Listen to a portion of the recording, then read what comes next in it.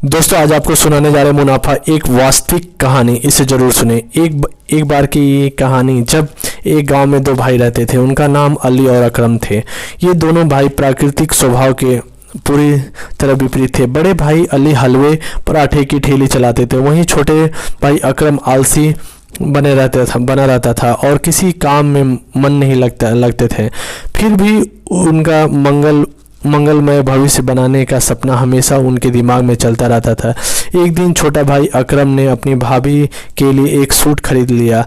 इस सूट को देखकर उनकी भाभी को बहुत अच्छा लगा।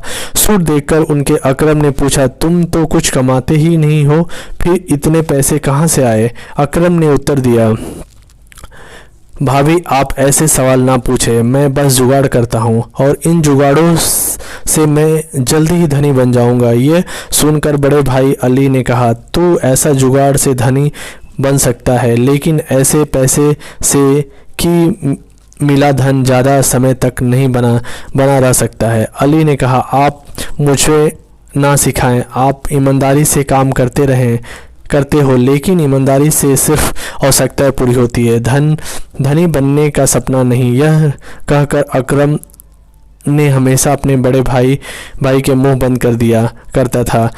अली बाजार में हलवे पराठे की ठेली चलाते थे। अली के बने हुए हलवे की उच्च गुणवत्ता के कारण ग्राहक हमेशा उसकी ठेली पर आते रहते थे। लोग अली के हलवे को इतना पसंद करते थे कि वे हलवे को पैक करा के घर भी ले जाते थे। हालांकि इसमें अली को अपने लाभ में काफ़ी नुकसान उठाना पड़ता था। एक दिन जब अली ने अपने मासिक बिक्री की जानकारी अपनी पत्नी फतीमा को दी, तो उन्होंने कहा कि इस फतीमा की यह बात अकरम ने सुनी थी। एक दिन जब फतीमा को एक फ़ोन आया, वह बहुत रोने लगी। जब अली ने देखा कि फतीमा रो रही है तो पूछा कि क्या हुआ, फतीमा क्यों रो रही हो? फतीमा ने बताया कि उनकी चाची अब इस दुनिया में नहीं है और उनका निधन हो गया है और उन्हें जल्द से जल्द चाचा के पास जाना होगा। इस पर अली ने कहा, रो मत फतीमा, मैं भी तुम्हारे साथ चाचा के पास जाऊंगा।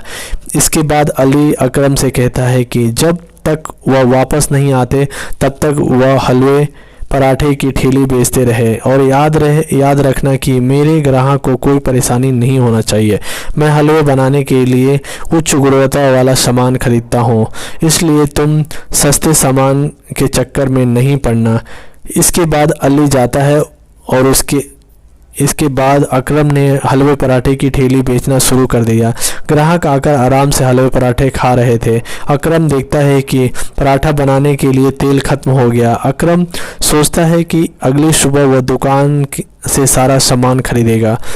अगली सुबह जब अकरम दुकान जाता है तो वह सस्ते तेल को चुनकर खरीद लेता है, क्योंकि उसको लगता है कि वह तेल उसके घर में उपयोग में आ जाएगा। रोज की तरह लोग हलवे पराठे खाने के लिए उनकी ठेली पर आते हैं। हालांकि कुछ समय बाद दो ग्राहक आते हैं और कहते हैं कि इनकी स्वास्थ्य खराब हो गई है, उन्होंने उनका हलवा पराठा खाया था। उन्होंने अली से मिलकर पूछा कि ये कैसा हलवा पराठा बनाया था।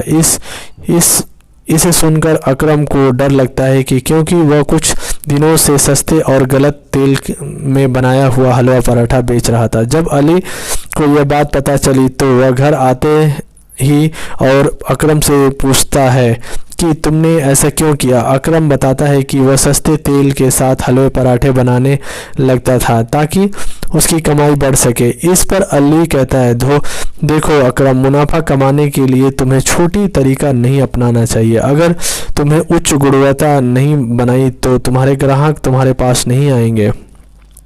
ज़्यादा मुनाफा कमाने के लिए तुम्हें उच्च गुणवत्ता वाला सामान का प्रयोग करना चाहिए। इसके बाद अली अकरम को सिखाता है कि मुनाफा कमाने के लिए सही तरीके से काम करना ज़रूरी होता है। उच्च गुणवत्ता वाले सामान का प्रयोग करके ग्राहक को संतुष्टि प्राप्त करनी चाहिए और धीरे धीरे उनका विश्वास जीतना चाहिए। मुनाफा कमाने की दिशा में कोई भी कमज़ोर कदम नहीं उठाना चाहिए।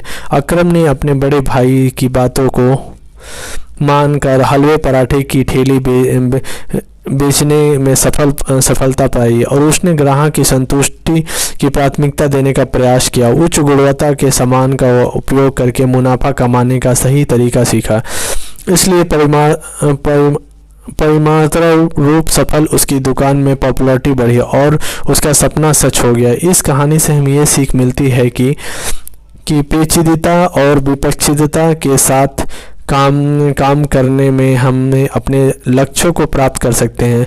अली ने अकरम को सही मार्गदर्शन दिया और उसके साथ रहकर उसे सफलता की दिशा में आगे बढ़ने में मदद की। इसके बिना अकरम की कोशिश निसफल हो सकती थी। आपको ये कहानी कैसी लगी? लाइक, शेयर, कमेंट और हमारे चैनल को सब्सक्राइब करें। आप सभी का बहुत बहुत धन्यवाद। जय हिंद, जय भारत।